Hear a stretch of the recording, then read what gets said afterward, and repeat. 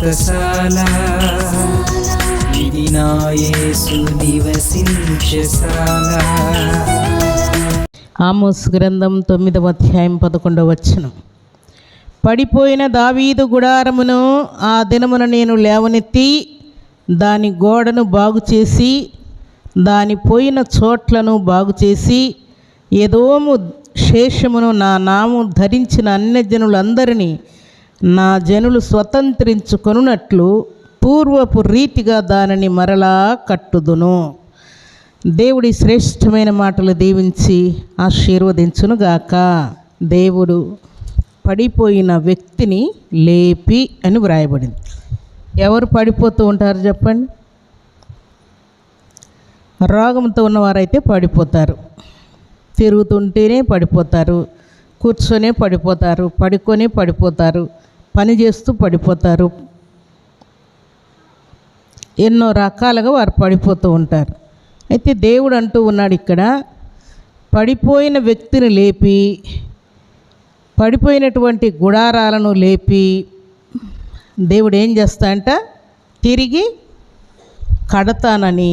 ఎవరి గుడారం పడిపోయింది అంటున్నాడు ఇక్కడ మనం చదువుకున్న మాటలో? దావీదు గుడారమును నేను తిరిగి మరలా లేవనెత్తుతాను. ఆ గుడారం ఎక్కడెక్కడ చినిగిపోయిందో, ఎక్కడెక్కడ రంధ్రం పడిపోయిందో, ఎక్కడెక్కడ పాడైపోయిందో ఆ ప్లేస్ అంతా కూడా నేను క్లీన్ చేస్తానని దేవుడు సెలవిస్తూ ఉన్నాడు. అంటే దావీదు గుడారం అనగా దావీదు యొక్క ఆత్మీయ జీవితం.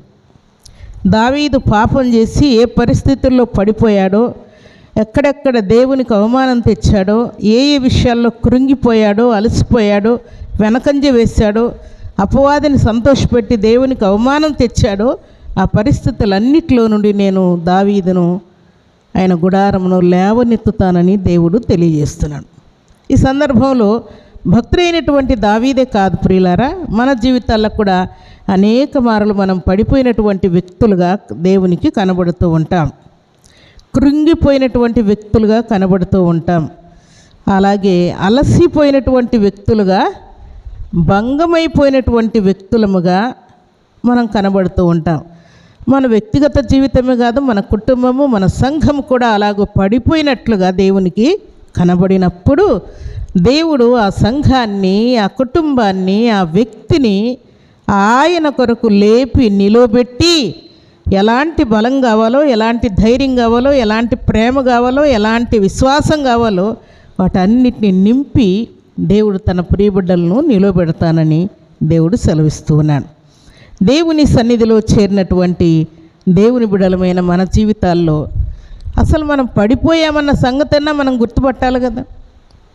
మనం పడిపోయినా కూడా మనం ఏమనుకుంటూ ఉంటాం?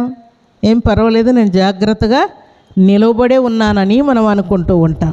కానీ ఇక్కడ దావీదుని ఏమంటున్నాడు? పడిపోయినటువంటి దావీదు గుడారం నేను తిరిగి కడతానని దేవుడు సెలవిస్తున్నాడు. అపోస్తుల కార్యములు 15వ అధ్యాయం 17వ వచనం.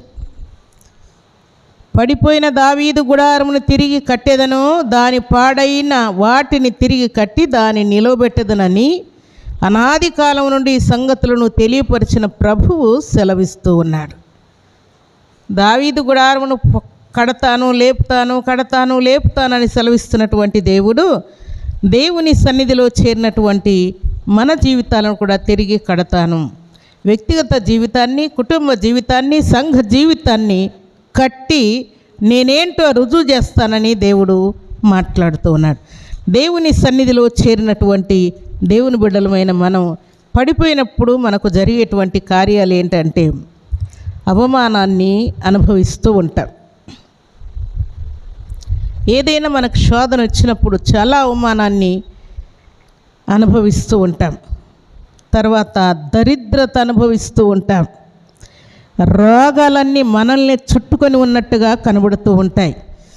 అలాగే ఇక ఈ స్థితిలో నుండి, ఈ రోగంలో నుండి, ఈ అవమానంలో నుండి, ఈ దరిద్రతలో నుండి ఇంకా లేచే పరిస్థితి కూడా నాకు లేదన్నట్టుగా మనం ఫీల్ అవుతూ ఉంటాం. కానీ అలాంటి పరిస్థితుల్లో నుండే దేవుడు మనల్ని లేపి నిలువబెట్టి స్థిరపరచి బలపరచటానికి దేవుడు సిద్ధముగా ఉన్నానని తెలియజేస్తున్నాడు. భక్తుడైన యోబునకు రెండంతల ఆశీర్వాదము కలిగినట్లు శ్రమ తీరిన తర్వాత భక్తుడైనటువంటి దానియేలుకు గొప్ప సింహాసనము దొరికినట్లు భక్తుడైనటువంటి యోసేపు చెరసాల్లో నుండి బయటికి వచ్చిన తర్వాత ఐగుప్తు దేశాన్ని ఏలే అధికారాన్ని పొందుకున్నట్లుగా శ్రమల తర్వాత గొప్ప సింహాసనము దేవుడు మీ కొరకు సిద్ధపరిచి ఉంచాడు. కీడు అయిపోయిన తర్వాత మేలు మీకోసం కాచుకొని ఉన్నది. నష్టమైపోయిన తర్వాత గొప్ప లాభం మీకోసం దేవుడు సిద్ధముగా ఉంచాడు. నింద వచ్చిన తర్వాత, కరువు వచ్చిన తర్వాత, కేసులు మన మీదకి వచ్చిన తర్వాత, తీరని సమస్యలు మన మీదకి వచ్చిన తర్వాత మనకు కూడా దేవుడు ఏదో గొప్ప ఆశీర్వాదాన్ని దాచి ఉంచాడన్న సంగతిని మనం జ్ఞాపకం తెచ్చుకొని విశ్వాసముతో ధైర్యంగా ముందుకు వెళ్ళాలి. మీరు పొంది ఉన్నామని నమ్మితే అవిశ్వాసం మీలో నుండి పారిపోతుంది. విశ్వాసముతో నింపబడతాడు. దేవుడు ఘనకార్యములు మీ జీవితాల్లో చేసి చూపిస్తాడు. కాబట్టి దేవుని సన్నిధిలో చేరిన మనం అనేకుల్ని పురికొల్పాలి, ప్రార్థనకు పురికొల్పాలి, విశ్వాసానికి పురికొల్పాలి, దేవునికి అర్పణివ్వడానికి పురికొల్పాలి, దేవుని మందిరానికి రావడానికి పురికొల్పాలి, రక్షణ పొందుటకు పురికొల్పాలి, బాప్తిసానికి సిద్ధపరచాలి, దేవుని యొక్క శరీరాన్ని రక్తాన్ని పుచ్చుకోవటానికి అనేకులను పురికొల్పే వారముగా మనం ఉండాలని పరిశుద్ధ ఆత్మదేవుడు కోరుకుంటున్నాడు. అవిధేయులందరినీ దేవుని వైపు మళ్ళించి విధేయులుగా మార్చేటువంటి సాధనముగా పనిచేసినటువంటి భక్తులైన యోహాను వలె మనం కూడా పనిచేయాలని, అలాగ మనం కట్టబడుతూ అనేకులు కట్టబడే లిస్టులో చేర్చే వారముగా మనం ఉండాలని దేవుడు కోరుకుంటూ ఉన్నాడు.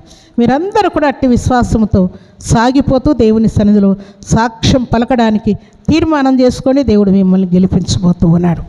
అలాంటి కృపా భాగ్యం సర్వశక్తిమంతుడైనటువంటి దేవాతి దేవుడు సర్వసమృద్ధిగా మనందరికీ అనుగ్రహించి ఆయన కృపలో వర్ధిల్ల చేసి దీవించి మెట్టుకు 30 60 100 ఆశీర్వదించి వర్ధిల్ల చేయునుగాక. ఆమేన్.